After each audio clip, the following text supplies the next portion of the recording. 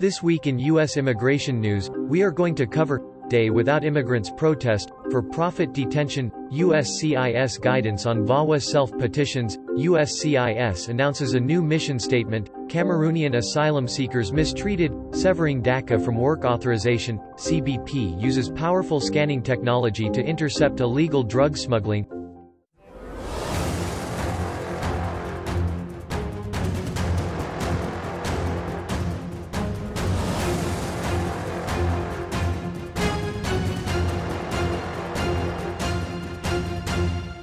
On Monday, the Day Without Immigrants protest took place, where hundreds of immigrants across the nation rallied for immigration reform.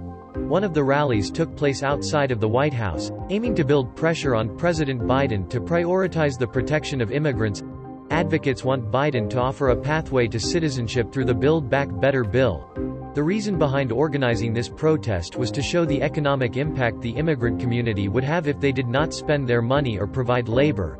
Many participants are planning another protest in Washington on February 28 to rally near the White House a day before Biden's State of the Union address. The Biden administration is pushing the use of migrant tracking technology to replace for-profit detention centers. Alternative to detention, ATD programs can cost the government almost 50 times less per person than having migrants physically in detention centers. Currently, the cost of having a person in detention is $142 per day, while using ATD services will cost only $3 per day.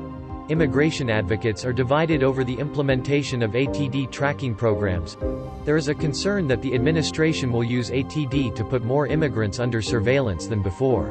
Rather than decreasing the use of detention, USCIS published updated policy guidance on eligibility, filing, and adjudication requirements for Violence Against Women Act.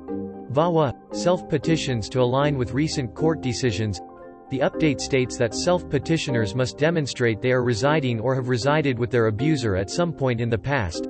The update also implements the decision from Da Silva v. Attorney General, 948 F.3d 629. 3rd CIR 2020, holding that when evaluating the good moral character requirement, an act or conviction is connected to the battery or extreme cruelty when it has a casual or logical relationship. The update also implements the decision from Arguello v. United States, 991 F.3d 736, 7th CIR 2021, where the court held that stepchildren and stepparents can continue to be eligible for VAWA self-petitions even if the parent and stepparent divorced. Last year, USCIS leadership empowered employees to submit words they felt best illustrated the agency's work. USCIS released their new mission statement, which reflects the feedback from the agency's workforce, the priorities of the Biden administration, and USCIS Director M. JADDOU'S vision for an inclusive and accessible agency. The new mission statement is, USCIS upholds America's promise as a nation of welcome and possibility with fairness, integrity, and respect for all we serve. If you are new to our channel, welcome and please subscribe to stay in the loop. We offer free 15-minute consultations if your case is qualified, so we can point you in the right direction. Stay tuned for the secret code later in the show. Between 2019 and 2021, the U.S. deported more than 80 Cameroonian asylum seekers who then fell victim to serious human rights violations on their return home. Human Rights Watch, HRW, a New York-based rights group, released a 149-page report documenting dozens of cases of alleged abuse and mistreatment by officers of the U.S. Immigration and Customs Enforcement, ICE, against those deported. The rights group claims the U.S. was in violation of the principle of non-refoulement, which states that no one should be returned to a country where they will face torture, cruel and inhuman treatment. HRW said that Cameroonian authorities had abused returnees for having left the country and for seeking asylum in the U.S. The Biden administration is finalizing regulations to protect young undocumented people from deportation. Immigration groups are urging the administration to change its course on a draft rules decoupling of work authorization. The Department of Homeland Security released its proposed rule in September, codifying the Obama administration's Deferred Action for Childhood Arrivals (DACA) program, which shields dreamers from removal and allows them to legally work in the country. Currently, DHS argues that in its draft rule, severing work eligibility applications would save DACA participants, especially students, costs on fees.